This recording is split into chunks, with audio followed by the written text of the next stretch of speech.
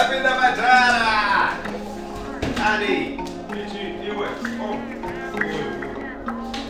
Okay. Alright. Okay, now.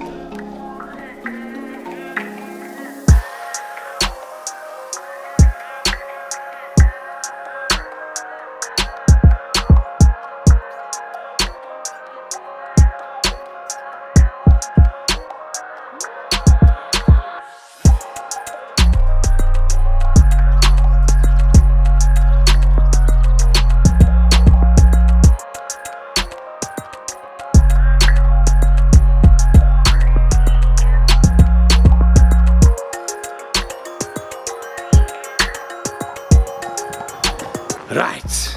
Huh? That's good focus, eh? Hey, Mira, man. We're in there. Yes. We're there. Right. So 2020 was a crazy year. I mean, COVID-19 hit and Zimbabwe and the whole country went under lockdown. I mean, we were living under curfew, public gatherings were banned. So COVID-19 was definitely a challenge, but it challenged us to be more creative. I mean, I think 2020 was probably one of our most innovative years ever as Magamba. I mean, of course, we had a fair bit of physical programming that we had to pivot, but luckily we were working so much in the virtual and digital space already. So looking back at that year, like 2020, we upped our digital campaigns, we increased the amount of important alternative information we were getting out to young people, we expanded our work on the African continent, and you know what? I think we had a bit of fun while we were doing it, no? No. Oh, all right, sorry. But it was a great time nonetheless, with the challenge, with the struggle. For example, with Shoko Festival, we went fully virtual. It was fantastic. There was more inclusion of female artists in the programming. We actually grew our audience by 14% to reach 38,000 audience engagement in 2020 alone.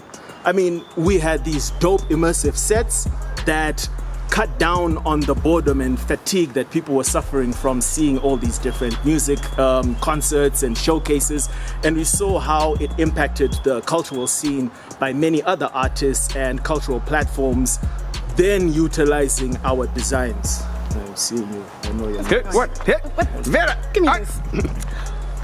Welcome to Motor Republic. We managed to create critical platforms for so many artists during COVID-19. For example, because of the pandemic, people couldn't have live shows anymore. So what did? We pivoted. We made sure that we created platforms such as the Paden Accelerator, Bang Bang Comedy Show, the virtual poetry slam that created a platform for over 150 different artists. We also made sure that we created a sense of community and security for marginalized communities, just like the LGBTQA plus community, which till to date, that is one of our biggest successes. Oh, wow. Okay, so I think for me, the highlight with 2020 was just the launch of my program, Arts for Change. So with Arts for Change, we're launching in a very COVID environment. And I think one of the biggest challenges was kind of just ensuring that more people from across Zim actually make it into the program. But when you look at the results, you realize it was actually wild, which shows just about how adaptive or how innovative we were with the Voice to Rap, which is a first of its kind. This thing is freaking heavy. So with Voice to Rap, the music competition, you look at the Freedom album that we produced and how it later became involved in a lot of bigger platforms locally, internationally, and you look at the Film Fellowship as well, how it was told across media platforms as that innovative visual storytelling platform for young people to spotlight social justice. So I think genuinely as a program coming into the picture and being awesome was, yeah, it was wild. It's freaking heavy. Yo! For me, I think the highlight of the year was how we managed to pivot towards using more civic tech and more digital media initiatives, and that's all the birth of the Digital X program. I think throughout 2020 we generated so much engagement with young people. Our community grew to over 300,000 young people online, and we used various civic tech platforms to drum up support for young people to get involved in political processes. We launched the Follow COVID Money hashtag, where we were tracking how government was using COVID funds. We launched Reconvene Parley, where we pushed for Parliament to reconvene their oversight role and to come back to Parliament and provide oversight over government spending. I think throughout the year we saw how civic tech could, really be used in a pandemic situation, and that saw us doing more virtual hackathons, and that saw the birth of our COVID ZW dashboard, which was very instrumental in getting COVID data out to the various communities.